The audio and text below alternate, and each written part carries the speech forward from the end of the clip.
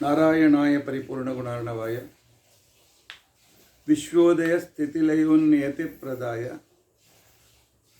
ज्ञानप्रदाय विबुधासुरसौख्य दुःख सत्कारणाय वितताय नमो नमस्ते।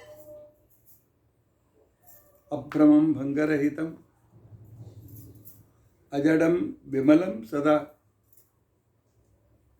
आनंदतीर्थमतुलं भजे तापत्रयाप।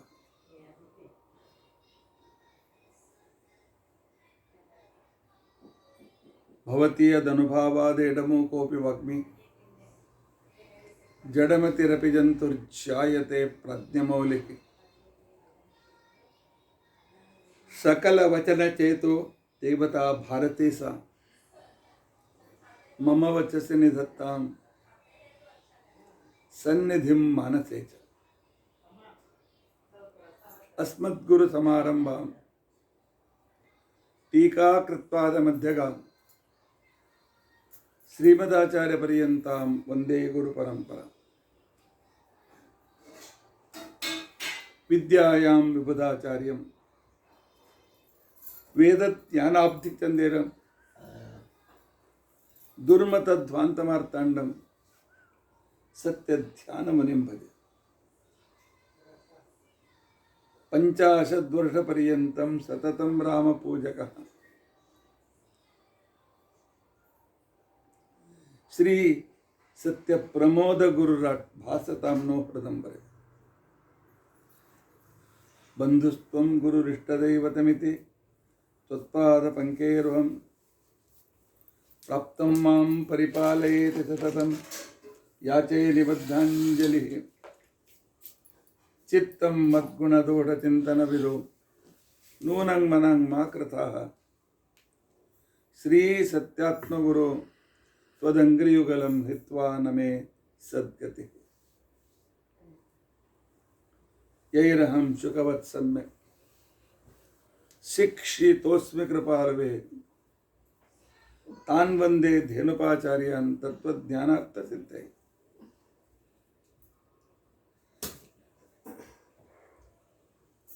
श्री गुरुभ्यो नमः। हरि ओम हरि ओम हरि ओम। स्वस्तिस्तु अशेष सन्मंगलानि सन्तु। श्लोकैक श्रवणपठन मात्रेण वक्तुश्च श्रोतॄणां निखिल कलिकृत कल्मषापनोदनपटुतरे धर्माद्यखिल पुरुषार्थ साधने भूते। अद्य आध्यात्मिक द्रौपदी विवरणारंभे सति किंचित् पूर्वकथानुवादः। हरि ओम हरि ओम हरि ओम।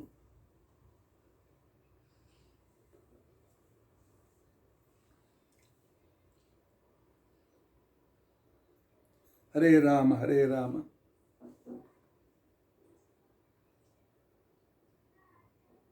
राम राम हरे हरे। हरे कृष्णा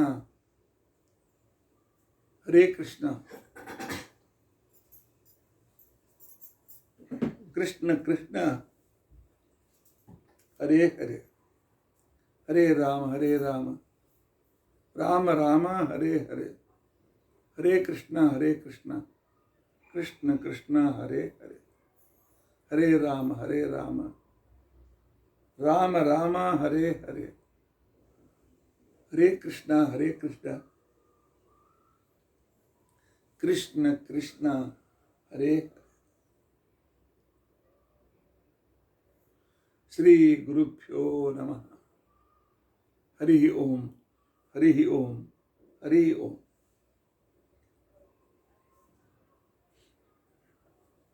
ನಿನ್ನೆವರೆಗೂ 10 ದಿನ ಭೀಮ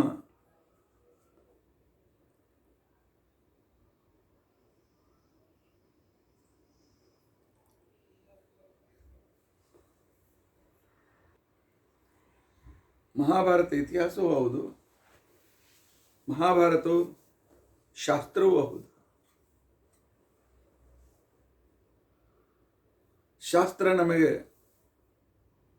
ಶಾಸ್ತ್ರದ ಉದ್ದೇಶ ನಮಗೆ ಮೋಕ್ಷವನ್ನು ಕೊಡಬೇಕು. ಮೋಕ್ಷದ ದಾರಿಯನ್ನು ಯಾವುದು ತೋರಿಸ್ತದೆ ಅದು ಶಾಸ್ತ್ರ.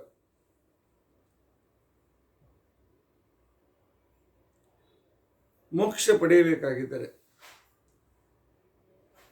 ಅಪರೋಕ್ಷ ಜ್ಞಾನವಾಗಬೇಕು. ಪರಮಾತ್ಮ ಬಿಂಬರೂಪಿಯಾದ ಪರಮಾತ್ಮ ನಮ್ಮ ದರ್ಶನ ಕೊಡಬೇಕು.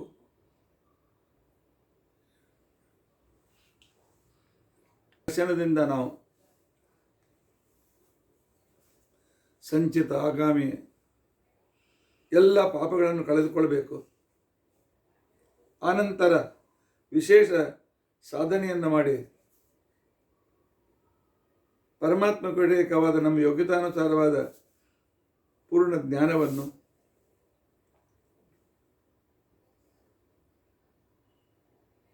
ಅದರಿಂದ ಬರತಕ್ಕಂತಹ ಅಮಲ ಭಕ್ತಿಯನ್ನು ಅದರಿಂದ ಸಿಗುವಂತಹ ಮೋಕ್ಷವನ್ನು ನಾವು ಪಡೆಯುವುದಕ್ಕೋಸ್ಕರವೇ ಈ ಶಾಸ್ತ್ರಗಳು ಇವೆ.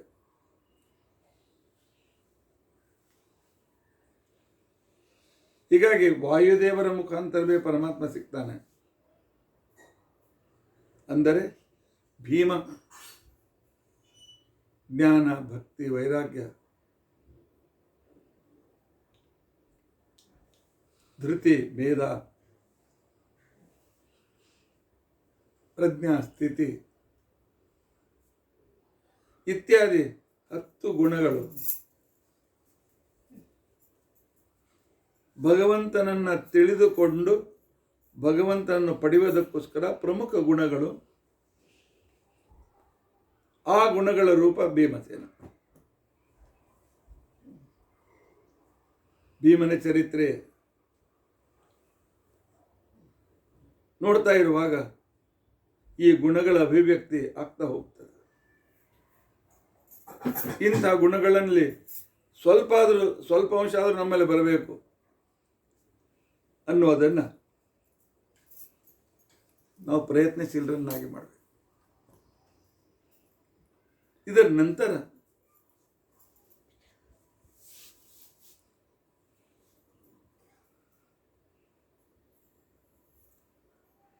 ದ್ರೌಪದಿ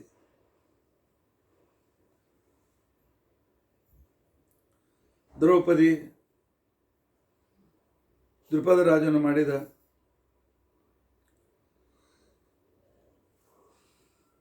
ತಪಸ್ಸು, ಯಾಜೋಪಯಾಜರ ಕಡೆಯಿಂದ ಮಾಡಿದ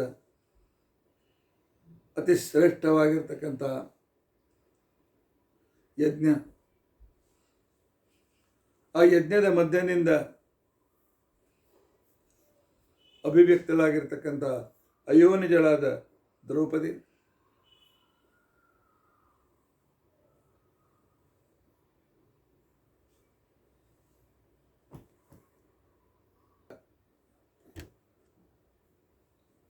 ಒಂದು ಯೋಜನದವರೆಗೂ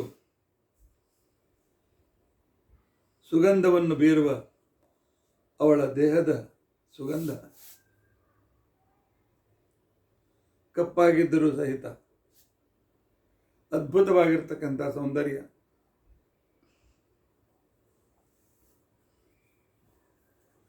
ಐದು ರೂಪಗಳನ್ನು ತನ್ನಲ್ಲಿ ಅಳವಡಿಸಿಕೊಂಡು 5 ಗಂಡಂದರ ಜೊತೆಗೆ ಇರುವವಳು ದ್ರೌಪದಿ. ಜಗತ್ತಿನಲ್ಲಿ ಇದೊಂದು ವಿಚಿತ್ರ.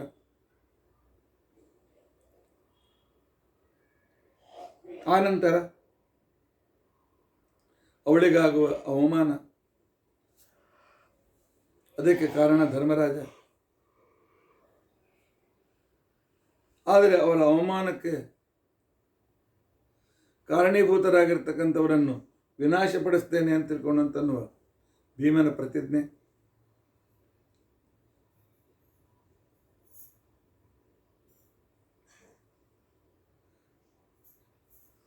ವನವಾಸ, ಅಜ್ಞಾತವಾಸ,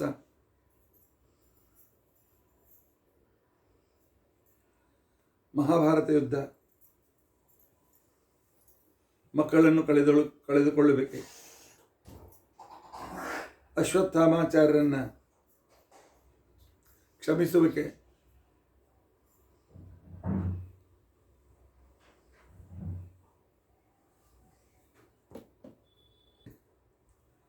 ಸ್ವತಃ ತಾನು ಫೈನಾನ್ಸ್ ಮಿನಿಸ್ಟರ್ ಆಗಿ ಕುಟುಂಬದ ನಿರ್ವಹಣೆ, ಆನಂತರ ಗಂಡಂದರ ಜೊತೆಗೆ ಪ್ರಯಾಣ. ಇದಷ್ಟು ದ್ರೌಪದಿಯ ಚರಿತ್ರೆಯನ್ನು ನಾವು ಕಾಣ್ತೇವೆ. ಇದು ಐತಿಹಾಸಿಕ ಕಥೆಯಾದರೆ ಇದರಿಂದ ತಿಳಿದುಕೊಳ್ಳಬೇಕಾದ ತತ್ವಜ್ಞಾನ ವೇದವ್ಯಾಸರು ರಚನೆ ಹಾಗೆ ಮಾಡಿದ್ದಾರೆ.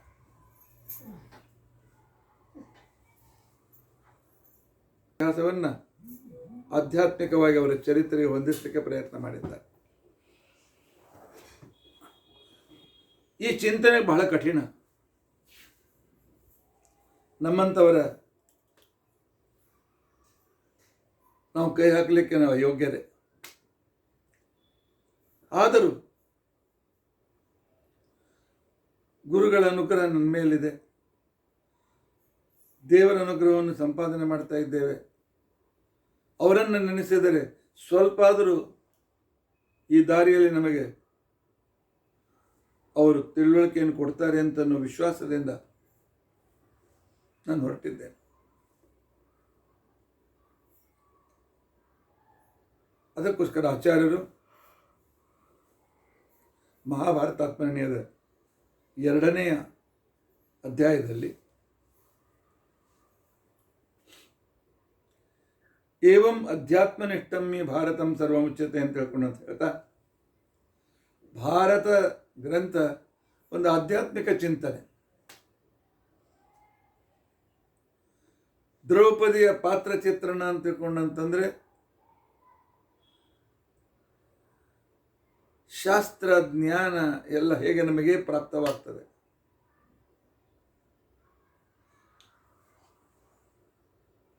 ಅದ್ಭುತವಾಗಿರ್ತಕ್ಕಂಥ ಚಿತ್ರಣ. ಆಚಾರ್ಯ ಹೇಳ್ತಾರೆ, ಸರ್ವ ವಿದ್ಯಾ ದ್ರೌಪದೀತು. ದ್ರೌಪದಿ ಅಂತ ತಿಳ್ಕೊಂಡಂತಂದ್ರೆ ಸಕಲ ವಿದ್ಯೆಗಳ ಪ್ರತಿನಿಧಿ. ಸಕಲ ವಿದ್ಯೆಗಳ ಪ್ರತಿನಿಧಿ. ವಿದ್ಯಾ ಶಬ್ದಕ್ಕೆ ವಿಧ ಜ್ಞಾನೇ, ಜ್ಞಾನ, ಜ್ಞಾನದ ಎಲ್ಲ ವಿಧವಾದ ಜ್ಞಾನದ ಪ್ರತಿನಿಧಿ ದ್ರೌಪದಿ. ದ್ರೌಪದಿಯನ್ನು ಜ್ಞಾನದ ಪ್ರತಿನಿಧಿಯನ್ನಾಗಿ ಮಾಡಿರ್ತಕ್ಕಂಥ ಸಂದರ್ಭದಲ್ಲಿ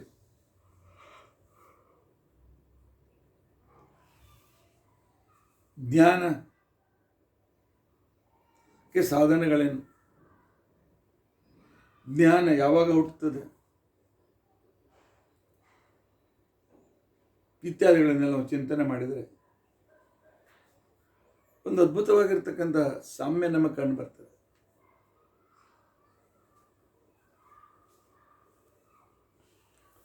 ಮಹಾಭಾರತದಲ್ಲಿ ವರ್ಣನೆ ಬರ್ತದೆ.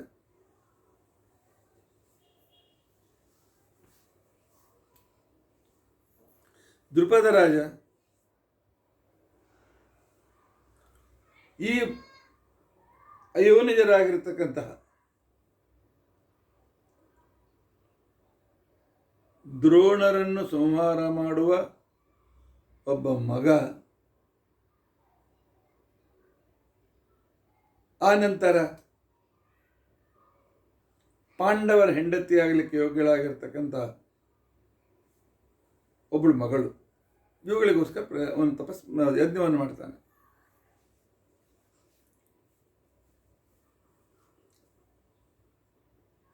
ದ್ರೋಣರು ಇಂದ್ರಿಯಾಭಿಮಾನಿ ದೇವತೆ, ಅದರ ಪ್ರತಿನಿಧಿ. ಅವರನ್ನು ಕೊಲ್ಲುವ, ಅಂದರೆ ಇಂದ್ರಿಯಗಳನ್ನು ನಿಗ್ರಹಿಸುವ, ಇಂದ್ರಿಯ ದೋಷಗಳನ್ನು ನಾಶಪಡಿಸುವ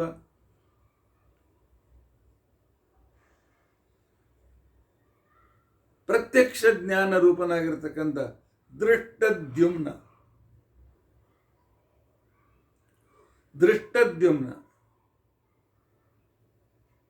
ಅತ್ಯಂತ ಸ್ಥಿರವಾಗಿರ್ತಕ್ಕಂಥ ಜ್ಞಾನ, ಇದು ಇಂದ್ರಿಯಗಳನ್ನು ನಿಗ್ರಹಿಸ್ತದೆ.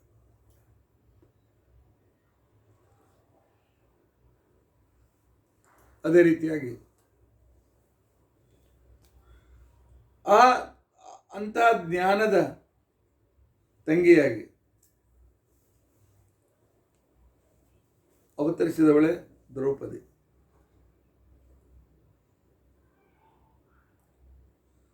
ಇಂಥ ದ್ರೌಪದಿ ನಮಗೆ ಭೂಮಿಯಲ್ಲಿ ಸಿಗಬೇಕಾದರೆ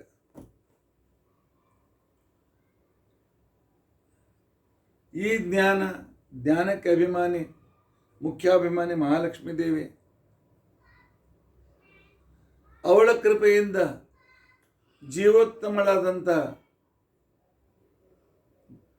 ಜ್ಞಾನಿ ಭಾರತೀ ದೇವಿ, ಈ ಭಾರತೀ ದೇವಿ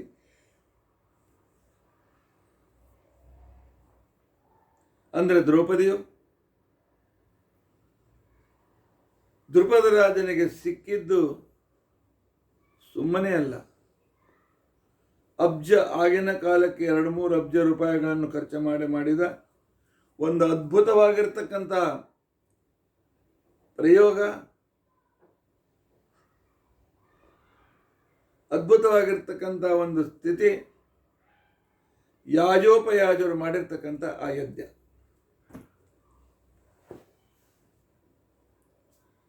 ಯಾಜ ಉಪಯಾಜ,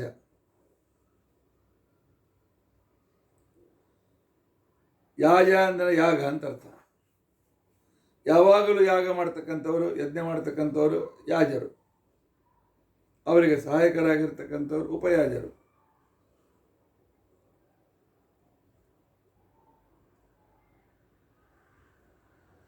ಅವರು ಮಾಡಿದ ಅದ್ಭುತವಾದಂಥ ಒಂದು ಯಜ್ಞ ಅಂದರೆ ನಾವು ಮಾಡುವ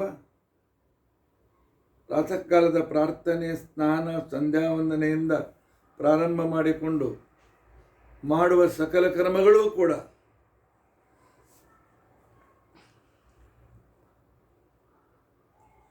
ಜ್ಞಾನದ ಅಭಿವ್ಯಕ್ತಿಗಾಗಿ ಸಹಾಯಕಗಳಾಗಿರ್ತವೆ.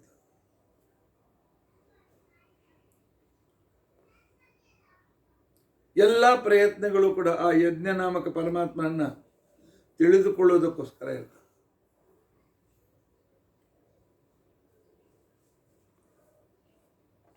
ಸರ್ವವಿದ್ಯಾ ಅಂತ ಕೊಂಡಂದ್ರೆ ಶಾಸ್ತ್ರವಿದ್ಯೆಯೂ ಹೌದು, ಅಪರೋಕ್ಷ ಜ್ಞಾನವೂ ಕೂಡ ಹೌದು.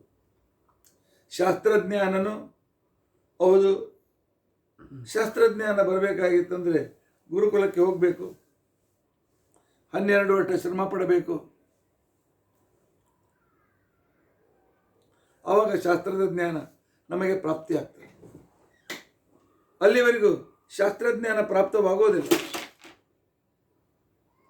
ಪ್ರಯತ್ನವಿಲ್ಲದೆ ಶಾಸ್ತ್ರಗಳು ಅರ್ಥವಾಗೋದಿಲ್ಲ, ಶಾಸ್ತ್ರದ ತಿಳುವಳಿಕೆ ಉಂಟಾಗುವುದಿಲ್ಲ. ದ್ರುಪದ ರಾಜ ಮೊದಲು ತಪಸ್ಸು ಮಾಡ್ತಾನೆ.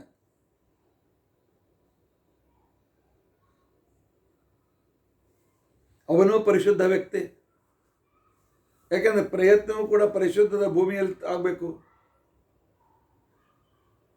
ಅವನು ಕೂಡ ತಾಯಿ ಇಲ್ಲದೆ ಅಭಿವ್ಯಕ್ತನಾಗಿರ್ತಕ್ಕಂಥ ವ್ಯಕ್ತಿ. ಆದರೆ ಶುಕ್ಲ ಸಂಪರ್ಕ ಇದ್ದವನು.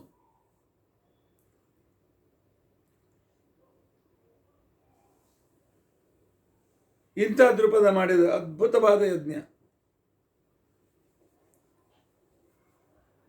ಅಂದರೆ ಪರಾಕಾಷ್ಠೆ, ಪ್ರಯತ್ನದ ಪರಾಕಾಷ್ಠೆಯನ್ನು ಮಾಡಿ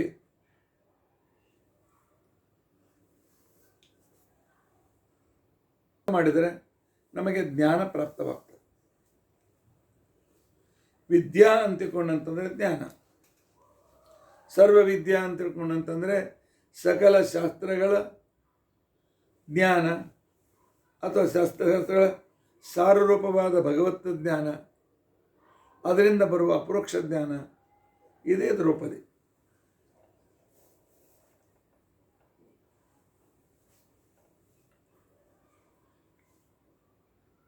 ಜ್ಞಾನ ಹುಟ್ಟುವುದು ಪ್ರಯತ್ನದ ನಂತರ. ಆಯಿತು, ಪ್ರಯತ್ನದ ನಂತರ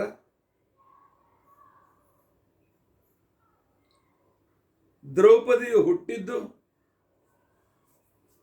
ಅಗ್ನಿಯ ಮಧ್ಯದಿಂದ.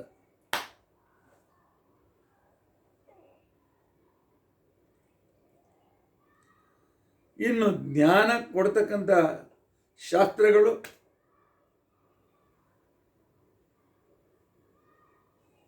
ಆಚಾರ್ಯರು ಹೇಳಿದ ಪ್ರಕಾರ ಋಗಾದಯಶ್ಚ ಚತ್ವಾರಃ ಪಂಚರಾತ್ರಂಚ ಭಾರತಂ ಮೂಲ ರಾಮಾಯಣಂ ಚೈವ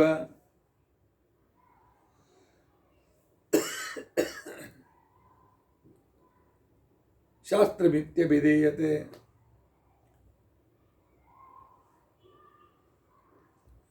ಶಾಸ್ತ್ರದ ಪರಿಭಾಷೆಯಲ್ಲಿ ಬ್ರಹ್ಮಸೂತ್ರ ಭಾಗವತಗಳು ಕೂಡ ಸೇರಿವೆ.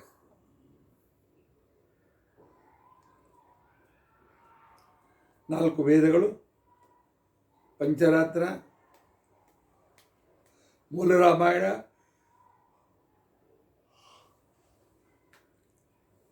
ಮಹಾಭಾರತ, ಭಾಗವತ, ಬ್ರಹ್ಮಸೂತ್ರ,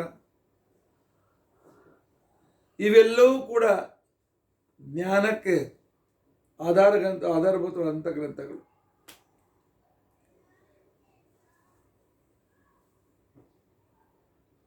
ಆಧಾರಭೂತವಾದಂಥ ಗ್ರಂಥಗಳು. ಆದರೆ ಮೊದಲಿನ ಆರಂಭದಕ್ಕೆ ಇರತಕ್ಕಂಥ ಸ್ವತಃ ಪ್ರಮಾಣಗಳಾದ ವೇದಗಳು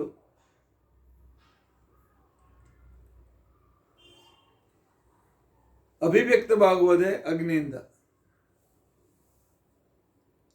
ದ್ರೌಪದಿ ಅಗ್ನಿಯಿಂದ ಬಂದಳು, ವೇದಗಳು ಮುಖದಿಂದ ಬಂದವು. ಅಗ್ನಿಗೂ ಮುಖಕ್ಕೂ ಏನು ಸಿಮಿಲಾರಿಟಿ ಅಪ್ಪ? ಏನು ಸಮಾನತೆ? ಏನು ಸಮಾನತೆ ಇಲ್ಲ ಅನ್ಬೇಡಿ. ಹೌದು, ಸಮಾನತೆ ಇದೆ. ಯಾಕೆ? ಮುಖನೂ ಕೂಡ ಅಗ್ನಿ. ಅಗ್ನಿ ಹುಟ್ಟಿದ ಮುಖದಿಂದ ಅಲ್ಲೇನು? ಮುಖದಿಂದಲೇ ಅಗ್ನಿ. ಮುಖಕ್ಕೆ ಅಭಿಮಾನಿ ದೇವತೆ ಅಗ್ನಿ. ಈ ಮುಖದಿಂದಲೇ ವೇದಗಳು ಅಭಿವ್ಯಕ್ತವಾಗ್ತದೆ. ಜ್ಞಾನದ ಸಾಧನಗಳಾದ ವೇದಗಳು ಅಭಿವ್ಯಕ್ತವಾಗುವುದು, ದ್ರೌಪದಿ ಅಭಿವ್ಯಕ್ತಳಾಗುವುದು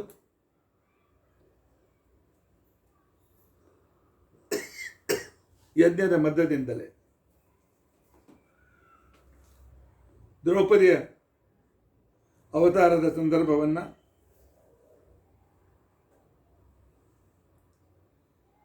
ಆಚಾರ್ಯ ತತ್ವನಿರ್ಣಯದ 18ನೇ ಅಧ್ಯಾಯದಲ್ಲಿ ವಿವರಿಸ್ತಾರೆ. ದೃಷ್ಟತ್ವಾದ್ಯೋತನತ್ವಾಚ್ಚ ದೃಷ್ಟದ್ಯುಮ್ನ ಇತೀರಿತಃ ಮುನಿಭಿರ್ದ್ರುಪದೇನಾಪಿ ಸರ್ವವೇದಾರ್ಥ ತತ್ವವಿತ.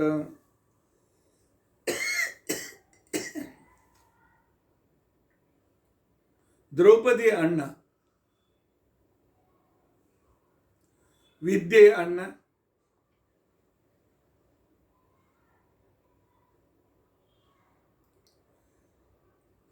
ಇಲ್ಲಿ ಅಕ್ಕ ಇಟ್ಟುಕೊಳ್ಳಿ, ಸರಸ್ವತಿ. ಭಾರತೀಯ ಸರಸ್ವತಿ ಅಕ್ಕ ತಂಗಿಯರು, ಯೋಗ್ಯತೆಯಲ್ಲಿ ಸಮಾನರು. ಅವಳು ಪದವಿಯಲ್ಲಿ ಇದ್ದವಳು, ಇವಳು ಪದವಿಯನ್ನು ಹೊಂದವಳು.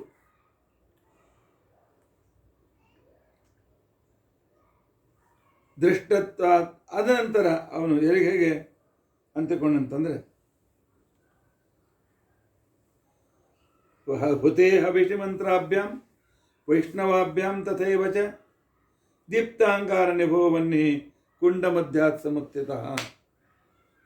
ಯಜ್ಞ ಕುಂಡದ ಮಧ್ಯದಿಂದ ದೃಷ್ಟದ್ಯುಮ್ನ ಹುಟ್ಟಿ ಬಂದ. ಅನ್ವೇನಂ ಭಾರತಿ ಸಾಕ್ಷಾತ್, ಅವನ ತಂಗಿಯಾಗಿ ಅವನ ಹಿಂದೆ ಸಾಕ್ಷಾತ್ ಭಾರತಿ ವೇದಿ ಮಧ್ಯಾತ್ ಸಮುತ್ಥಿತ, ವೇದಿಯಿಂದ ಅಭಿವ್ಯಕ್ತಳಾದ. ಏನಾಯ್ತು? ಪರಮಾತ್ಮನಿಂದ ಬ್ರಹ್ಮದೇವರು ಹುಟ್ಟಿದರು.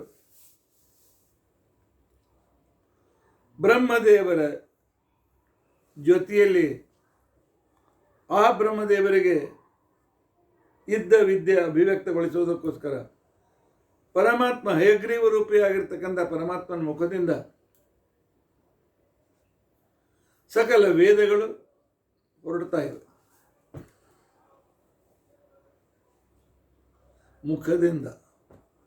ಮುಖದಿಂದ ವೇದಗಳ ಅಭಿವ್ಯಕ್ತಿ, ಅಗ್ನಿಯ ಅಭಿಮನ್ಯವಾದಂಥ ಮುಖದಿಂದ ವೇದಗಳ ಅಭಿವ್ಯಕ್ತಿ ಆದರೆ ಸಾಕ್ಷಾತ್ ಅಗ್ನಿಯಿಂದಲೇ ಅಭಿವ್ಯಕ್ತಳಾಗಿ ಬಂದಿರತಕ್ಕಂಥವಳು ಸರ್ವವಿದ್ಯಾ ದ್ರೌಪದೀತು. ಸಕಲ ಏನು ಜ್ಞಾನದಾಯಕವಾದ ಗ್ರಂಥಗಳಿವೆ, ಋಗ್ವೇದ, ಯಜುರ್ವೇದ, ಸಾಮವೇದ, ಅಥರ್ವವೇದ, ಪಂಚರಾತ್ರ, ಭಾರತ, ಮೂಲರಾಮಾಯಣ, ಬ್ರಹ್ಮಸೂತ್ರ,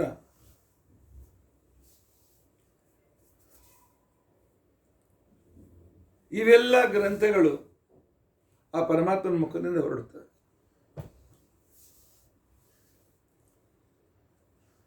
ಅಪೌರುಷೇಯ ಪೌರುಷೇಯ ಎರಡು ಅದೇ ಪರಮಾತ್ಮನ ಮುಖದಿಂದ ಹೊರಟಿರ್ತಕ್ಕಂಥವು. ಅದೇ ರೀತಿಯಾಗಿ ಸಕಲ ವಿದ್ಯೆಯ ಪ್ರತಿನಿಧಿಯಾದ ದ್ರೌಪದಿಯು ಅಗ್ನಿಕುಂಡದಿಂದ ಹುಟ್ಟಿದರೆ ಯಾವ ದ್ರೌಪದಿ ಜ್ಞಾನಕ್ಕೆ ಪ್ರತಿನಿಧಿಯಾಗಿದ್ದಾಳೆ ಅಂತ ವೇದಗಳು ಪರಮಾತ್ಮನ ಮುಖದಿಂದ ಅಭಿವ್ಯಕ್ತವಾಗುತ್ತವೆ. ತದ್ಭಾರ್ಯ ಭಾರತೀ ನಾಮ ವೇದರೂಪ ಸರಸ್ವತಿ. ವೇದ ವಾಯುದೇವರಿಗೆ ಭರತ ಅಂತ ತಿಳ್ಕೊಂಡು ಹೆಸರು. ಎಲ್ಲರನ್ನು ರಕ್ಷಣೆ ಮಾಡುವುದರಿಂದ ವಾಯುದೇವರಿಗೆ ಭರತ ಅಂತ ಹೆಸರು. ಭರತನ ಹೆಂಡತಿ ಆದ್ದರಿಂದಾಗಿ ಭಾರತಿ ಅಂತ ತಿಳ್ಕೊಂಡಂತ ಹೇಳ್ತಾರೆ.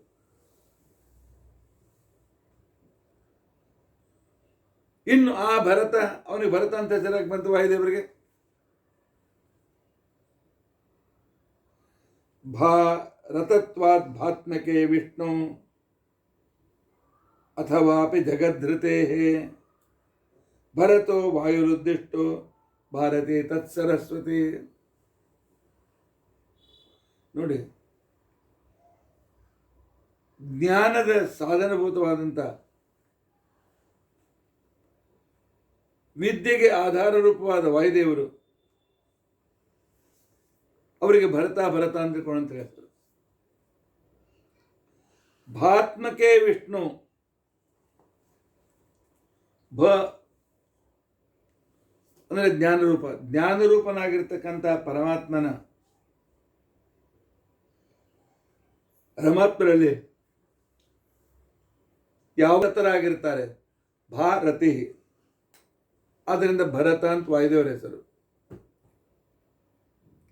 ಇಂಥ ಭಾದಲ್ಲೇ ರತಿಯಾಗಿರ್ತಕ್ಕಂಥ ವಾಯುಪತ್ನಿಗೆ ಭಾರತಿ ಅಂತ ತಿಳ್ಕೊಂಡಂತ ಹೆಸರು.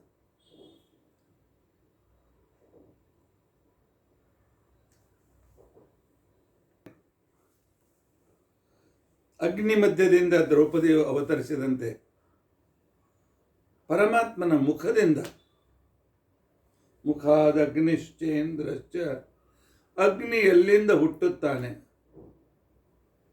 ಆ ಸ್ಥಳದಿಂದಲೇ ಹಯಗ್ರೀವ ದೇವರು ಸಕಲ ವೇದಗಳನ್ನು ಅಭಿವ್ಯಕ್ತಗೊಳಿಸ್ತಾರೆ, ದ್ರೌಪದಿಯನ್ನು ಅಭಿವ್ಯಕ್ತಗೊಳಿಸ್ತಾರೆ. ಸರ್ವವಿದ್ಯಾ ವಿದ್ಯಾರೂಪಿಣಿ.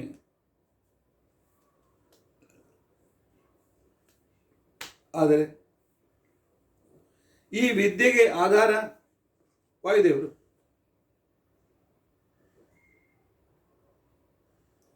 ಈ ದ್ರೌಪದಿಗೆ ಮುಖ್ಯ ಆಧಾರ ವಾಯು ಅಂಶ, ವಾಯುವಿನ ಅವತಾರೂಪನಾದಂಥ ಭೀಮ.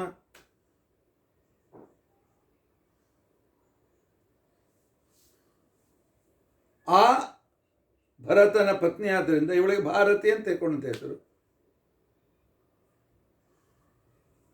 ಹೌದು, ಶಾಸ್ತ್ರಗಳು ವೇದಗಳು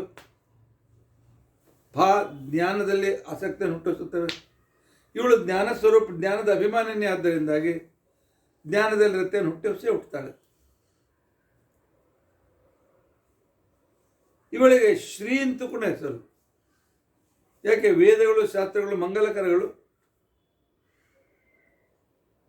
ಶಂ ರೂಪನಾದ, ಶಾಂತಿ ಮಂಗಲ ಸುಖರೂಪನಾದ ವಾಯುದೇವನ ಪತ್ನಿಯಾದ್ದರಿಂದಾಗಿ ಇವಳಿಗೆ ಶ್ರೀ ಅಂತೂ ಕೂಡ ಹೆಸರು.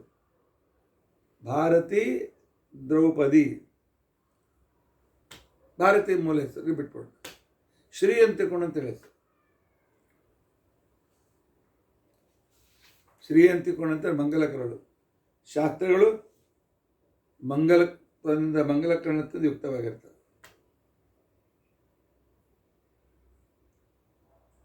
ಆವೇಶಯುಕ್ತ ಶಚ್ಚಾಶ್ಚ ಶ್ಯಾಮಲಾಯ ತಥೋಷಸಃ ತಾಶ್ಚ ಇಂದ್ರಧರ್ಮನಾ ಸತ್ಯ ಸಂಶಯಾತ್ ಶ್ರಿಯ ಈರಿತಾಃ. ಅಗ್ನಿ ಮಧ್ಯದಿಂದ ಭಾರತಿ ಒಬ್ಬಳೇ ಬರಲಿಲ್ಲ, ಜೊತೆಗೆ ಪಾರ್ವತಿ ಬಂದ್ಲು, ಶಚಿ ಬಂದ್ಲು, ಶ್ಯಾಮಲಾ ಬಂದ್ಲು, ಆ ನಂತರ ಉಷಾ ಬಂದ್ಲು.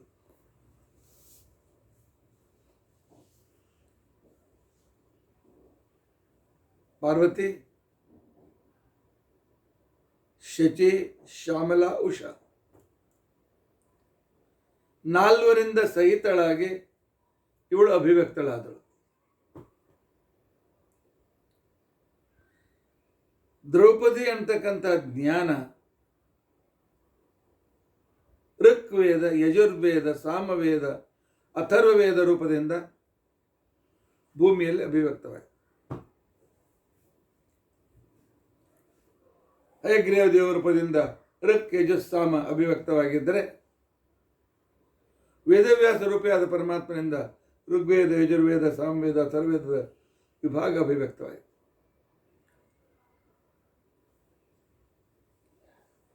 ಪಾರ್ವತಿಯ ಸನ್ನಿಧಾನ ಇದು ಋಗ್ವೇದ. ಋಗ್ವೇದ ಪರಮಾತ್ಮನ ಸ್ತೋತ್ರ. ಭಗವಂತನ ಸ್ತೋತ್ರ ಮಾಡಬೇಕಾಗಿದ್ದರೆ ಮನಸ್ಸಿನ ಏಕಾಗ್ರತೆ ಬೇಕು. ಮನಸ್ಸಿನ ಏಕಾಗ್ರತೆಗೆ ಬೇಕಾಗಿದ್ದರೆ ಮನೋನಿಯಾಮಕನಾದ ರುದ್ರದೇವರ ಆಶೀರ್ವಾದ ಬೇಕು. ರುದ್ರದೇವರ ಆಶೀರ್ವಾದ ಅಂತಕೊಂಡಂಥದ್ದೇನು, ಆ ರುದ್ರದೇವರ ಪತ್ನಿಯಾದ ಪಾರ್ವತಿಗೂ ಕೂಡ ಅಷ್ಟೇ ಒಂದು ಸಾಮರ್ಥ್ಯ ಇರ್ತದೆ. ನಮಗೆ ಭಗವಂತನಲ್ಲಿ ಏಕಾಗ್ರತೆಯನ್ನು ಕೊಡುವ ಸಾಮರ್ಥ್ಯ ಇರ್ತದೆ. ಈ ವಿದ್ಯೆ ವಿದ್ಯೆ ಅಂತಂದರೆ ಸಾವಿದ್ಯ ಯಾ ವಿಮುಕ್ತಿದ, ಮೋಕ್ಷದಾಯಕವಾದಂಥ ಶಾಸ್ತ್ರಗಳು. ಆ ಶಾಸ್ತ್ರಗಳಲ್ಲಿ ಅದರ ಅಂಗವಾಗಿ ಬಂದಿರತಕ್ಕಂಥದ್ದು ಋಗ್ವೇದ. ಅದೇ ದ್ರೌಪದಿಯಲ್ಲಿ ಆಶ್ರಯವನ್ನು ಪಡೆದಿರತಕ್ಕಂಥ ಋಗ್ವೇದ. ಆ ನಂತರ ಇಂದ್ರ ಪತ್ನಿಯಾಗಿರ್ತಕ್ಕಂಥ ಶಚಿ ಯಜುರ್ವೇದದ ಪ್ರತಿನಿಧಿ. ಹೇಗೆ? ಜ್ಞಾನದ ರೂಪಳಾದ ದ್ರೌಪದಿಯಲ್ಲಿ ಆವೇಶಯುಕ್ತಳಾಗಿದ್ದ. ಯಜ್ಞ ಯಾಗಾದಿಗಳ ಪ್ರತಿನಿಧಿ. ಹೌದು, ಅನೇಕ ಯಜ್ಞ ಯಾಗಾದಿಗಳನ್ನು ಮಾಡಿ 100 ಅಶ್ವಮೇಧ ಯಜ್ಞ ಮಾಡಿದ ನಂತರ ಇಂದ್ರ ಪದವಿ ಪ್ರಾಪ್ತವಾಗ್ತದೆ. ಅದೇ ರೀತಿಯಾಗಿ ಶಚಿ ಆಗಬೇಕಾಗಿದ್ದರೂ ಕೂಡ ಅಷ್ಟೇ ಯಜ್ಞಾಗಾದಿಗಳನ್ನು ಮಾಡಿಸಬೇಕು ಅಂತ ತಂದೆ ತಾಯಿಗಳ ಮಗಳಾಗಿರಬೇಕು. ಅದೇ ರೀತಿಯಾಗಿ ಶಚಿ ಕೂಡ ಇಲ್ಲಿ ಪ್ರತಿನಿಧಿಯಾಗಿ ಹುಟ್ಟಿದ್ದಾರೆ. ಆನಂತರ ಯಮಧರ್ಮರಾಜ ಸಾಮವೇದದ ಪ್ರತಿನಿಧಿ. ಅವನ ಹೆಂಡತಿಯಾಗಿರ್ತಕ್ಕಂಥ ಶ್ಯಾಮಲಾಗೂ ಸಾಮವೇದಕ್ಕೆ ಏನು ಸಂಬಂಧ ಅಂತ ತಿಳ್ಕೊಂಡು ಕೇಳಬೇಡಿ. ಯಾಕೆ? ಭಕ್ತಿಯಿಂದ ಗಾನ ಮಾಡುವಾಗ ಪರಮಾತ್ಮ ಎಲ್ಲ ಪಾಪಗಳನ್ನು ಕ್ಷಮಿಸ್ತಾನೆ. ಪಾಪರಹಿತನಾಗಿರ್ತಕ್ಕಂಥವನಿಗೆ ಯಮಧರ್ಮರಾಜ ಹೇಗೆ ಸ್ವರ್ಗದಲ್ಲಿ ಉತ್ತಮ ಸ್ಥಾನದಲ್ಲಿ ಕೂಡಿಸಿ ಸುಖವನ್ನು ಕೊಡ್ತಾನೆಯೋ, ಅದೇ ರೀತಿಯಾಗಿ ಅವನ ಪತ್ನಿಯಾಗಿರ್ತಕ್ಕಂಥ ಶ್ಯಾಮಲೆಯೂ ಕೂಡ ಆ ಕಾರ್ಯದಲ್ಲಿ ನಮಗೆ ಸಹಾಯಕಳಾಗ್ತಾಳೆ. ಹೀಗಾಗಿ ಅವತರಿಸಿದ ದ್ರೌಪದಿಯಲ್ಲಿ ಪಾರ್ವತಿಯೂ ಇದ್ಲು, ಶಚೀದೇವಿ ಇದ್ಲು, ಶ್ಯಾಮಲಾನು ಕೂಡ ಇದ್ಲು. ಆ ನಂತರ ಇನ್ನೊಬ್ಬಳಿದ್ಲು ಉಷಾ, ಅಥರ್ವವೇದದ ಪ್ರತಿನಿಧಿ. ಹೌದು, ಅಥರ್ವವೇದ ಅನೇಕ ರೂಪವಾಗಿ ಔಷಧಿಯನ್ನು ಸೂಚನೆ ಮಾಡ್ತದೆ. ಅಥರ್ವವೇದ ಅನೇಕ ರೀತಿಯಾಗಿರ್ತಕ್ಕಂಥ ಉಪಾಯಗಳನ್ನು ಸೂಚನೆ ಮಾಡ್ತದೆ. ಅಥರ್ವವೇದ ರೋಗಹರವಾಗಿರ್ತಕ್ಕಂಥ ಅನೇಕ ಮಂತ್ರಗಳ ಸೂಚನೆಯನ್ನು ಮಾಡ್ತದೆ.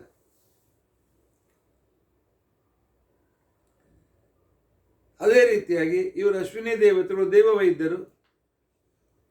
ಶಾರೀರಿಕ, ಮಾನಸಿಕ, ಆಧ್ಯಾತ್ಮಿಕ ಸಕಲ ರೋಗಗಳನ್ನು ದೂರ ಮಾಡತಕ್ಕಂಥವರು. ಅವರ ಪತ್ನಿಯಾಗಿರ್ತಕ್ಕಂಥ ಉಷಾ ಇದರಲ್ಲಿ ಕೂಡಿ ಬಂದಿದ್ದಾಳೆ. ಇದರರ್ಥ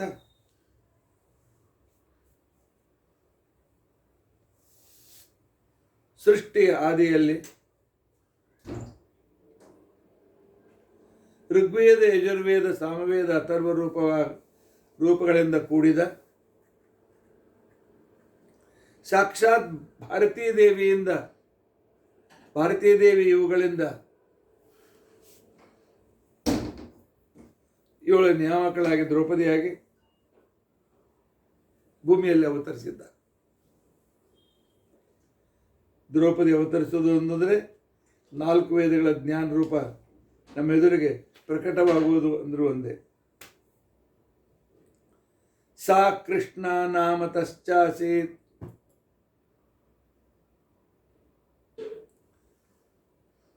ಆ ದ್ರೌಪದಿಗೆ ಇನ್ನೊಂದು ಕೃಷ್ಣ ಅಂತ ಹೆಸರು ಕೂಡ ಬಂತು. ಉತ್ಕೃಷ್ಟತ್ವಾತಿಯೋಷಿತಾಂ. ಅವಳಿಗೆ ಕೃಷ್ಣ ಅಂತ ಕೊಂಡಂತೆ ಯಾಕೆ ಬಂತು?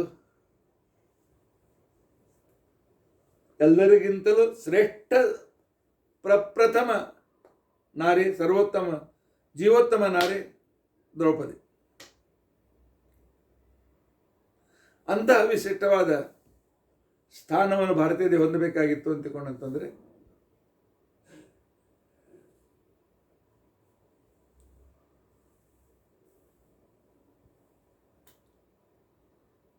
ಇಂತಹ ದ್ರೌಪದಿ ಸ್ವರೂಪ ಇರುತ್ತೆ. ಕೃಷ್ಣ ಸಾವರ್ಣತಶ್ಚಾಸೀತ್. ನೋಡಲಿಕ್ಕೆ ಕಪ್ಪು ಕೂಡ ಇದ್ಲು. ಹೌದು, ಬೂರ್ಜ ಪತ್ರದ ಮೇಲೆ, ತಾಡಾವಲೆಯ ಮೇಲೆ ಆ ಬರೆದ ನಂತರ ಆ ಕಪ್ಪು ಎಲೆ ಮೇಲೆ, ಸ್ವಲ್ಪ ಕಂದು ಬಣ್ಣದ ಎಲೆ ಮೇಲೆ ಆ ಜ್ಞಾನ ಅಭಿವ್ಯಕ್ತವಾಗ್ತದೆ. ಅದಕ್ಕೋಸ್ಕರ ಇವಳು ಕೃಷ್ಣ ಅಂತ ಕೊಂಡಂತ ಹೇಳ್ತದೆ.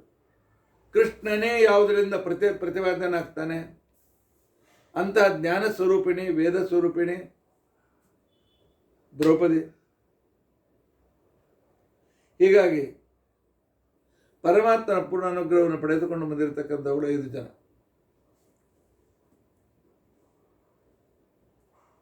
ಉತ್ಪತ್ತಿ ತಶ್ಚ ಸರ್ವಜ್ಞ. ಹೌದು, ವೇದ ಅನಾದಿ.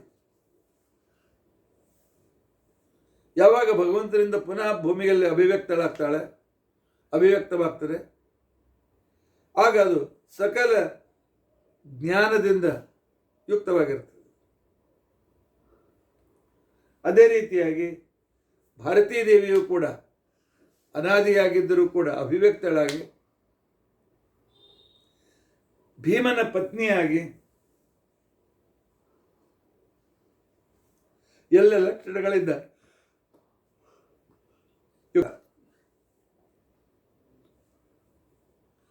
ಹೌದು, ವಾಯು ಪಾರ್ವತಿಯರು ಭೂಮಿಗೆ ಬಂದಾಗ ಮೂಲ ರೂಪದಿಂದಲೇ ಇರ್ತಾರೆ. ಸರ್ವ ಆಭರಣ ಭೂಷಿತ, ಎಲ್ಲ ಆಭರಣಗಳಿಂದ ಅಲಂಕೃತಳಾಗಿದ್ಲು. ವೇದದಲ್ಲಿ ಭಗವಂತನ ವಿವಿಧ ಸ್ತೋತ್ರಗಳೇ ವಿವಿಧ ಆಭರಣಗಳು. ಅಂಥ ಆಭರಣಗಳಿಂದ ಯುಕ್ತಳಾಗಿದ್ಲು. ಸಂಪ್ರಾಪ್ತ ಯೌವನೇ ವಾಸೀತ್, ತಾರುಣ್ಯವನ್ನು ಪಡೆದಿರತಕ್ಕಂಥವಳಾಗಿದ್ಲು. ಯಾಕೆ? ತಾರುಣ್ಯ ಇದ್ದರೆ ಮಕ್ಕಳು ಹುಡ್ತಾರೆ. ಅದೇ ರೀತಿಯಾಗಿ ವೇದಗಳಲ್ಲಿ ಪರಮಾತ್ಮನ ಸ್ತೋತ್ರ ಮಾಡ್ತಾ ಮಾಡ್ತಾ ಮಾಡ್ತಾ ಯಾವಾಗ ಒಂದು ಸಿದ್ಧಿ ಬರ್ತದೆ, ಆ ಸಿದ್ಧಿ ದ್ರೌಪದಿಯನ್ನು ತರಿಸ್ಕೊಳ್ತಾರೆ. ಅದೇ ಈ ಜ್ಞಾನದ ಪರಿಣಾಮ ಅಂತಕೊಂಡು ತರಿಸ್ಕೊಳ್ತಾರೆ. ಉಮಾಂಶಯುಕ್ತ ತಿತರಾಂ ಸರ್ವಲಕ್ಷಣ ಸಂಯುತ. ಉಮಾನ ಅಂಶದಿಂದ ಯುಕ್ತಳಾಗಿ, ಅಂದರೆ ಮನೋದಾರ್ಢ್ಯದಿಂದ ಯುಕ್ತಳಾಗಿ, ಲೋಕದಲ್ಲಿ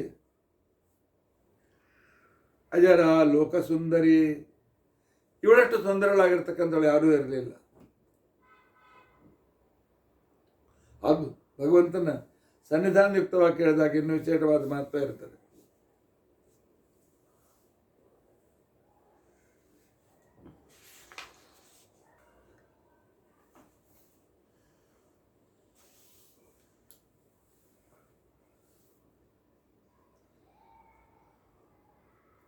ದ್ರೌಪದಿಯಲ್ಲಿ ಇರುವ ಉಮಾ,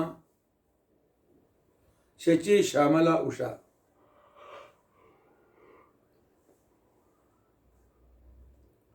ಇವರೆಲ್ಲರೂ ಅಭಿಶಪ್ತರಾಗಿ ಬ್ರಹ್ಮದೇವರಿಂದ ಶಾಪವನ್ನು ಪಡೆದು ದ್ರೌಪದಿಯನ್ನು ಆಶ್ರಯಿಸ್ತಾರೆ. ದ್ರೌಪದಿಯನ್ನು ಆಶ್ರಯಿಸ್ತಾರೆ.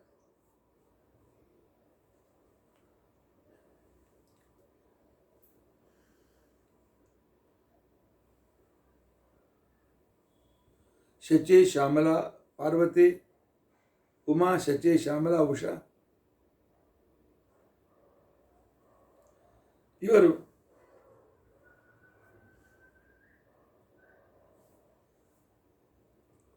ಬ್ರಹ್ಮದೇವರನ್ನು ತಪಸ್ ಮಾಡಬೇಕು, ಪರೀಕ್ಷೆ ಮಾಡಬೇಕು ಅಂತಕೊಂಡಂತ ಹೊರಟರು. ಬ್ರಹ್ಮದೇವರು ಸರ್ವಜ್ಞರು ಹೌದು ಅಲ್ಲೋ ಅಂತ ಹೇಳ್ಕೊಂಡಂತ ಹೇಳಿ ಹೊರಟರು. ಆಗ ಅವರು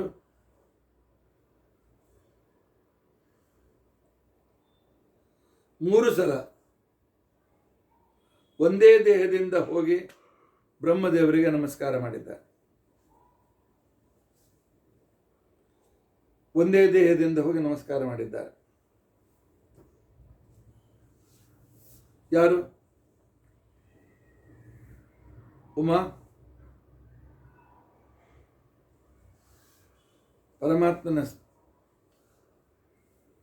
ಸ್ತೋತ್ರ ಯಜ್ಞಯಾಗಾದಿಗಳಿಂದ ಅಭಿವ್ಯಕ್ತವಾದ ರೂಪ, ಸಾಮವೇದದಿಂದ ಸ್ತುತಿಸಲ್ಪಡುವ ರೂಪ, ಅಥರ್ವವೇದದಿಂದ ಜಗತ್ತಿಗೆ ಉಪಕಾರ ಮಾಡುವ ರೂಪ ಅಂತಕ್ಕಂಥ ಸಂದರ್ಭಗಳಿಂದ ಯುಕ್ತರಾಗಿರ್ತಕ್ಕಂಥವರು ಬ್ರಹ್ಮದೇವರಿಗೆ ಒಂದೇ ರೂಪದಲ್ಲಿ ಸೇರಿಕೊಂಡು ನಮಸ್ಕಾರ ಮಾಡಲಿಕ್ಕೆ ಹೋಗಿದ್ದಾರೆ. ಆಗ ಬ್ರಹ್ಮದೇವರು ಶಾಪ ಕೊಟ್ಟಿದ್ದಾರೆ. ಮನುಷ್ಯರಾಗಿ ಹುಟ್ಟರೆ 3 ಸಲ ನನಗೆ ಮೋಸ ಮಾಡಿದ್ರಿಂದಾಗಿ 3 ಸಲ 3 ಜನ್ಮದಲ್ಲಿ ನೀವು 4 ದೇವರ ಸಹಿತರಾಗಿ ಭೂಮಿಗೆ ಬನ್ನಿ.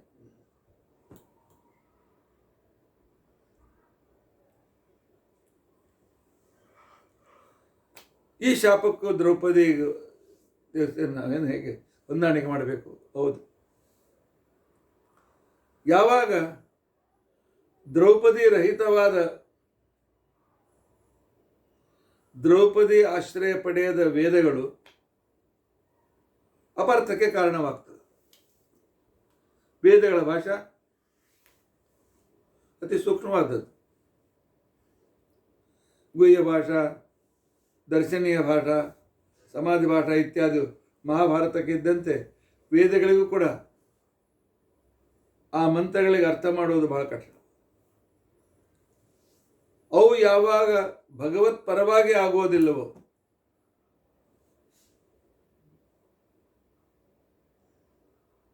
ಆಗ ಅವುಗಳು ಅಧ್ಯಯನದ ಕ್ರಮದಿಂದ ಹೊರಗೆ ಬೀಳ್ತವೆ, ಜನರಿಗೆ ಅರ್ಥವಾಗೋದಿಲ್ಲ. ವೇದೇಶ್ಚ ಸಕಲೇ ರಭವೇದ್ಯ ಅಂತ ತಿಳ್ಕೊಂಡಂತೇಳಿ ಸರ್ವ ಹೆಸರುಗಳು, ಎಲ್ಲ ಹೆಸರುಗಳು ಪರಮಾತ್ಮನ ಹೆಸರುಗಳೇ ಅಂತ ಇಟ್ಟುಕೊಂಡು ವೇದಾಧ್ಯಯನ ಮಾಡಿದಾಗ ಹೇಗೆ ವೇದ ನಮಗೆ ವಿಷ್ಣು ಪರವಾಗಿ ಕಾಣ್ತದೆ, ಆದರೆ ಅದನ್ನು ಬಿಟ್ಟಾಗ ಆ ವೇದಗಳು ಅನ್ಯಪರ ಅಂತ ಕಾಣ್ತದೆ.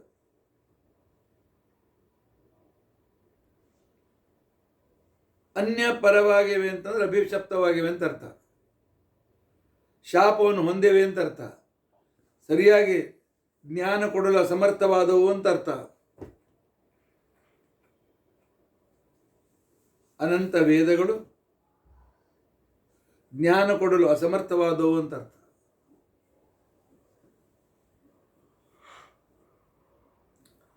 ಅಲ್ಲಿ ಬ್ರಹ್ಮಶಾಪ ವನ್ನು ಪಡೆದಿರತಕ್ಕಂಥವ್ರು.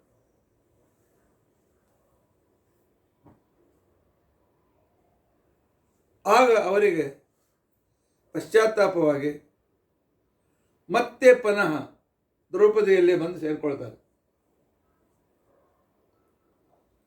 ಅಂದರೆ ಸಮ್ಯಕ್ ಜ್ಞಾನ,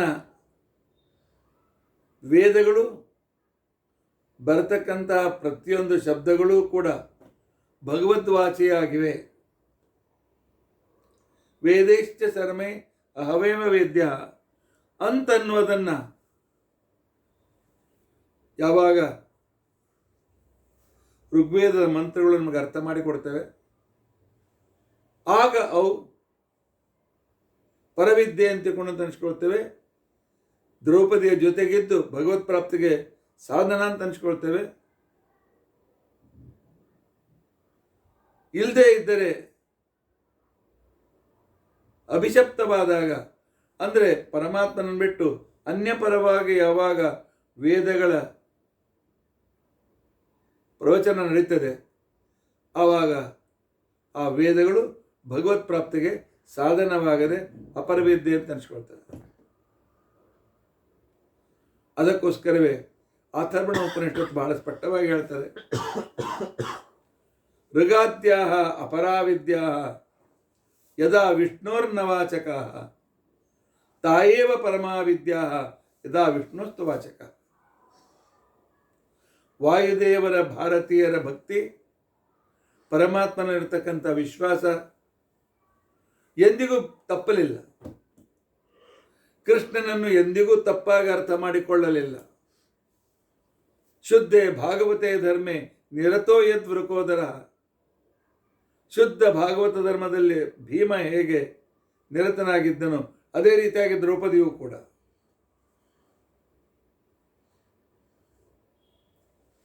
ಅಂದರೆ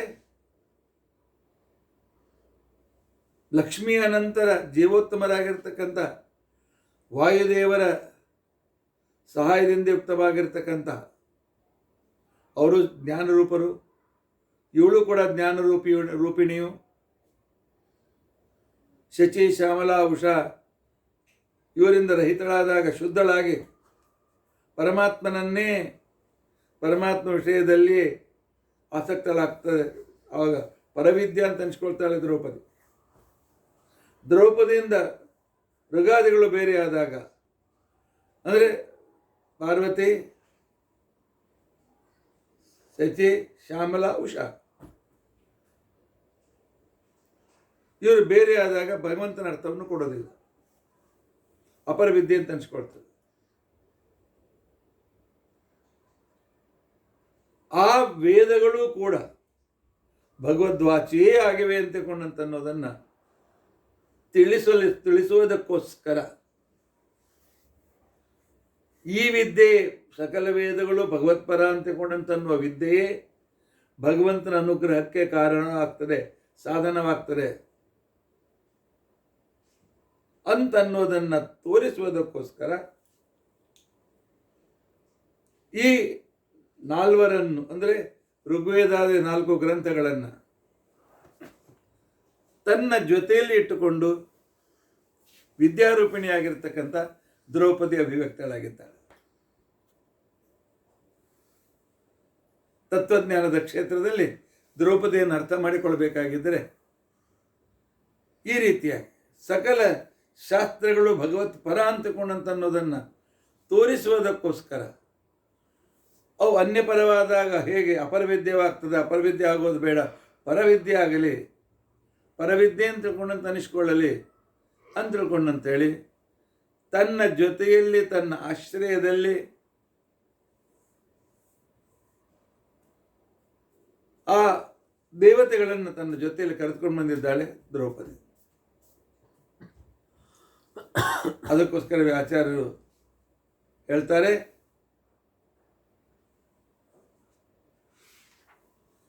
ಉಮಾಂಶಯುಕ್ತಾತಿತರಂ ಸರ್ವಲಕ್ಷಣ ಸಂಯುತ. ಆನಂತರ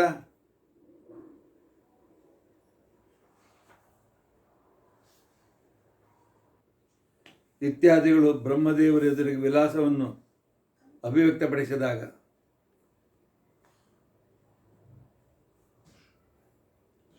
ಆಗ ಬ್ರಹ್ಮದೇವರು ಶಾಪ ಕೊಟ್ಟರು. ಹಾಗೆ ನಾವು ವಾಯುದೇವರು ಮತ್ತು ಪಾರ್ವತಿಯರನ್ನು, ವಾಯುದೇವರನ್ನು ಮತ್ತು ಭಾರತೀ ದೇವಿಯನ್ನು,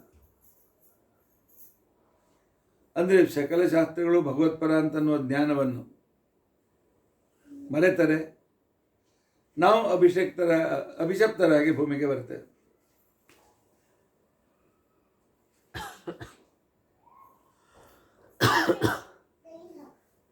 ಅದಕ್ಕೋಸ್ಕರ ಆ ವೇದಾಭಿಮಾನ ದೇವತೆಗಳು ಬಂದು ದ್ರೌಪದಿಗೆ ಪ್ರಾರ್ಥನೆ ಮಾಡ್ತಾರೆ, ನಿನ್ನ ಜೊತೆಯಲ್ಲಿ ನಾವಿರ್ತೇವೆ. ನಿನ್ನ ಜೊತೆಯಲ್ಲಿ ಇತ್ತು ಅಂತಿಕೊಂಡಂತಂದರೆ ನಮಗೆ ಪರಪುರುಷರ ಸಂಪರ್ಕ ಬರೋದಿಲ್ಲ. ಇದರರ್ಥ ನಾವು ಪರಮಾತ್ಮನ ಬಿಟ್ಟು ವೇದಗಳು ಉಳಿದ ದೇವತಾ ಪರ ಅಂತಕೊಂಡಂತ ಹೇಳಿ ನಾವು ಹೇಳಲು ಸಮರ್ಥರಾಗುವುದಿಲ್ಲ. ಅತಸ್ತ್ವಯೈಕ ದೇಹತ್ವಂ ಇಚ್ಛಾಮೋ ದೇವಿ ಜನ್ಮಸು ಚತುಷ್ಷಪಿಯತೋಸ್ಮಾಕಂ ಶಾಪದ್ವಯ ನಿಮಿತ್ತತಃ. 3 ಜನ್ಮ ಸಹಿತವಾಗಿ, 1 ಜನ್ಮ ಪ್ರತ್ಯೇಕವಾಗಿ ನಾವು ಪಡೆಯಬೇಕಾಗಿ. ವೇದವೂ ಕೂಡ 4 ಯುಗಗಳಲ್ಲಿ ಬೇರೆ ಬೇರೆ ಸಂದರ್ಭದಲ್ಲಿ ವಿಷ್ಣುವಾಚಿಯಾದಾಗ ಮೋಕ್ಷದಾಯಕವಾಗ್ತದೆ, ಅಪಪಾಠಾದಿಗಳಿಂದ ದೂಷಿತಳಾದಾಗ ಅಭಿಶಪ್ತವಾಗಿ ವಿಷ್ಣುವಿನ ಅರ್ಥವನ್ನು ಕೊಡಲಿಕ್ಕೆ ಅಸಮರ್ಥರಾದಾಗ ಅವು ಅಪರವಿದ್ಯೆ ಅಂತ ಅನಿಸ್ಕೊಳ್ತೇವೆ. ಆದರೆ ಇವೆಲ್ಲರ ನಿಯಾಮಕ ವಾಯುದೇವ. ಆದ್ದರಿಂದಾಗಿ ದ್ರೌಪದಿಯು 4 ದೇವತೆಗಳಿಂದ ಸಹಿತಳಾಗಿ ಅವತರಿಸಿದಳು ಅಂತಿಕೊಂಡಂತನ್ನುವುದನ್ನು ಆ ಒಂದು ಪ್ರಮೇಯದ ಸಂದರ್ಭದಲ್ಲಿ ಋಗಾದಿ ಸಕಲ ವೇದಗಳು, ಪಂಚರಾತ್ರ ಮಹಾಭಾರತಾದಿಗಳು ಪರಮ ಮುಖ್ಯವಾಗಿ ಪರಮಾತ್ಮನನ್ನೇ ಪ್ರತಿಪಾದಿಸುತ್ತವೆ ಅನ್ನುವಂತನ್ನು ಸಂದರ್ಭ ಇದ್ದರೆ ಅದು ಮೋಕ್ಷದಾಯಕವಾಗ್ತದೆ.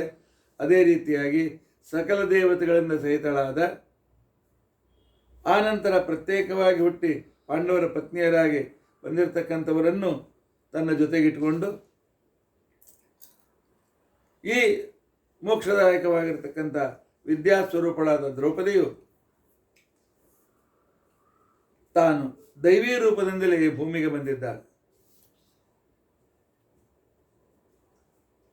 ಇನ್ನು ಅವು 3 ಯಾವ ರೂಪ ಏನು ಅದೆಲ್ಲ ವಿಸ್ತಾರವಾಗಿ ಮಹಾಭಾರತದಿಂದ ತಾತ್ಪರ್ಯ ನಾವು ತಿಳಿದುಕೊಳ್ಳಕ್ಕೆ ಪ್ರಯತ್ನ. ಒಟ್ಟಿನಲ್ಲಿ ಅಯೋನಿಜಳಾಗಿ ಅಗ್ನಿಸ್ಥಾನವಾದ ಮುಖದಿಂದ ಅಭಿವ್ಯಕ್ತಳಾಗಿ ಸಕಲ ದೋಷ ದೂರಳಾಗಿ ಇರ್ತಕ್ಕಂತಹ ಭಗವತ್ಪರವಾಗಿರ್ತಕ್ಕಂಥ ಪರಾವಿದ್ಯಾ ಅಂತೇಳಿ ದ್ರೌಪದಿ ಅನಿಸ್ಕೊಂಡಿದ್ದಾರೆ. ಇವಳು ಪರಾವಿದ್ಯಾ ಅಂತ ತಿಳ್ಕೊಂಡಂಥ ವಿಷಯದಲ್ಲಿ ಯಾವ ಸಂದೇಹವೂ ಕೂಡ ಇಲ್ಲ.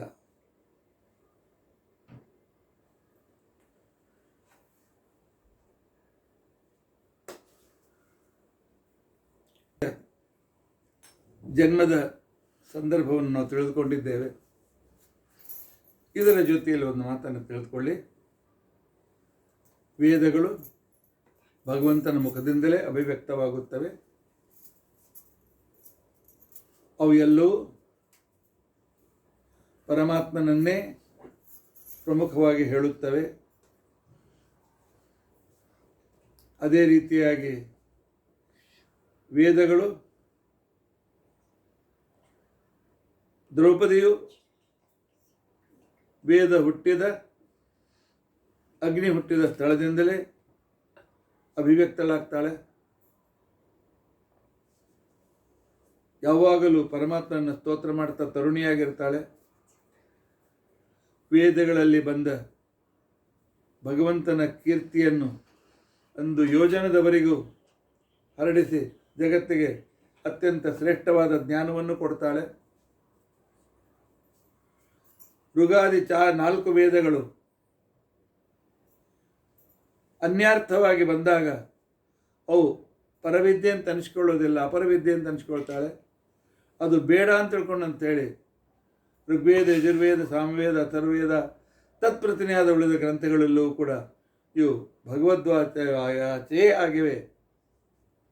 ತಾಯೇವ ಪರಮಾವಿದ್ಯಾ ಯದಾ ವಿಷ್ಣೋಸ್ತು ವಾಚಕ ಅಂತ ತಿಳ್ಕೊಂಡಂತೇಳಿ ಪರಮ ಕೃಷ್ಣ ಭಕ್ತಳಾಗಿ ಬೇರೆ ಎಂದಿಗೂ ಸಂಶಯವನ್ನು ಪಡದೆ ಸಕಲ ವಿದ್ಯೆ ಭಗವದ್ ವಿಷಯಕವಾದ ಅಪರೋಕ್ಷ ಜ್ಞಾನಕ್ಕೆ ಬೇಕಾಗಿರ್ತಕ್ಕಂತಹ ವೇದೇಶ್ಚ ಸರ್ವೇ ರಹಮೇವ ವೇದ್ಯ ಅಂತನ್ನುವ ರೂಪವನ್ನು ಅವ್ಯಕ್ತಗೊಳಿಸುವುದಕ್ಕೋಸ್ಕರ ತನ್ನ ಜೊತೆಯಲ್ಲಿ ಅಭಿಶಪ್ತರಾದ ಪಾರ್ವತಿ, ಶಚಿ, ಶ್ಯಾಮಲಾ, ಉಷಾ, ಋಗ್ವೇದ, ಯಜುರ್ವೇದ, ಸಾಮವೇದ, ಸರ್ವೇದಗಳನ್ನು ತನ್ನ ಜೊತೆಯಲ್ಲಿ ಇಟ್ಕೊಂಡು ಅದರಿಂದ ಜಗತ್ತಿಗೆ ವಿಷ್ಣು ಸರ್ವೋತ್ತಮದ ತತ್ವಜ್ಞಾನವನ್ನು ದ್ರೌಪದಿ ಕೊಡ್ತಾ ಇರ್ತಾಳೆ. ಇನ್ನು ದ್ರೌಪದಿಯ ಬೆಳವಣಿಗೆ, ದ್ರೌಪದಿಯ ಮದುವೆ, ಇವುಗಳ ಆಧ್ಯಾತ್ಮಿಕ ಚಿಂತನೆ ಏನು ಅಂತ ಅನ್ನೋದನ್ನು ನಾವು ಕ್ರಮವಾಗಿ ಮುಂದೆ ತಿಳಿದುಕೊಳ್ಳಲಿಕ್ಕೆ ಪ್ರಯತ್ನಿಸೋಣ. ವಿಷಯ ಸ್ವಲ್ಪ ರೂಕ್ಷ ಅಂತ ಅನ್ನಿಸ್ತದೆ, ಆದರೆ ಅರ್ಥ ಮಾಡಿಕೊಳ್ಳಿಕ್ಕೆ ಪ್ರಯತ್ನಿಸೋಣ. ಬಹಳ ಸೂಕ್ಷ್ಮವಾದ ವಿಚಾರವನ್ನು ಇಲ್ಲಿ ಹೇಳಿದ್ದಾರೆ. ಇತಿ ಅದ್ಯ ಕಥಾ ಪ್ರಸಕ್ತಿ. ಹರೇ ರಾಮ ಹರೇ ರಾಮ ರಾಮ ರಾಮ ಹರೇ ಹರೇ, ಹರೇ ಕೃಷ್ಣ ಕೃಷ್ಣ ಕೃಷ್ಣ ಹರೇ ಹರೇ. ಉಗ್ರಂ ವೀರಂ ಮಹಾವಿಷ್ಣುಂ ಜ್ವಲಂತಂ ಸರ್ವತೋಮುಖಂ ನೃಸಿಂಹಂ ಭೀಷಣಂ ಭದ್ರಂ ಮೃತ್ಯುಂ ನಮಾಮ್ಯಹಂ.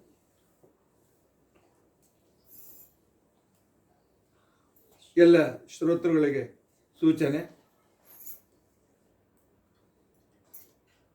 ನಿನ್ನೆಯಿಂದ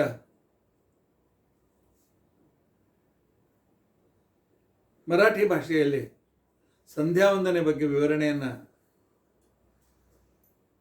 ಹೇಳಲು ಪ್ರಾರಂಭ ಮಾಡಲಾಗಿದೆ. ಸುಮಾರು 7-8 ದಿನಗಳಾದರೂ ಮಿನಿಮಮ್ ನಡೆಯತಕ್ಕಂತಹ ಈ ಸಂಧ್ಯಾವಂದನೆಯ ಚಿಂತನೆಯ ಶ್ರವಣವನ್ನು ನೀವು ಕೂಡ ತಪ್ಪದೆ ಮಾಡಿ. ನಮ್ಮ ಆನಂದ್ ವಿಹಾರ್ ಯೂಟ್ಯೂಬ್ ಚಾನಲಲ್ಲಿ ನಿಮಗೆ ಸಿಗ್ತದೆ. ವಾಟ್ ಈಸ್ ಸಂಧ್ಯಾವಂದನ, ಸಂಧ್ಯಾವಂದನ ಅಂದರೆ ಏನು, ಅದರ ಮೀನಿಂಗೆ, ಅದೇ ನಮ್ಮ ಮರಾಠಿ ಭಾಷೆ. ಇನ್ನು ಯಾರಿಗೆ ಬರೋದಿಲ್ಲ ಸಂಧ್ಯಾರ ಬಂದಾಗ ಬೇರೆ ನಾನು ಹೇಳ್ತೇನೆ. ಅದನ್ನು ಕೂಡ ಎಲ್ಲರೂ ತಪ್ಪದೇ ಶ್ರವಣ ಮಾಡಿರಿ. ಇತಿ ಅದ್ಯ ಕಥಾ ಪ್ರಸಕ್ತಿ. ಹರೇ ರಾಮ ರಾಮ ರಾಮ ಹರೇ ಹರೇ, ಹರೇ ಕೃಷ್ಣ ಕೃಷ್ಣ ಕೃಷ್ಣ ಹರೇ ಹರೇ. ಅಕ್ಷಯಂ ಕರ್ಮಯಸ್ಮಿನ್ ಫಲೇ ಸ್ವರ್ಪಿತಂ ಪ್ರಕ್ಷಯಂ ಯಾಂತಿ ದುಃಖಾನಿ ಅನ್ನಾಮತಃ ಅಕ್ಷರೋ ಯೋಜನ ಸರ್ವದೇವಾಮೃತಃ ಕುಕ್ಷಿಗಂ ಯಸ್ಯ ವಿಶ್ವರಾಜಾಧಿಕಂ ಪ್ರೀಣಯಾಮೋ ವಾಸುದೇವಂ ದೇವತಾ ಮಂಡಲ ಕಂಡುಕೊಂಡ. ಶ್ರೀಕೃಷ್ಣಾರ್ಪಣಮಸ್ತು. ಶ್ರೀಕೃಷ್ಣಾರ್ಪಣ.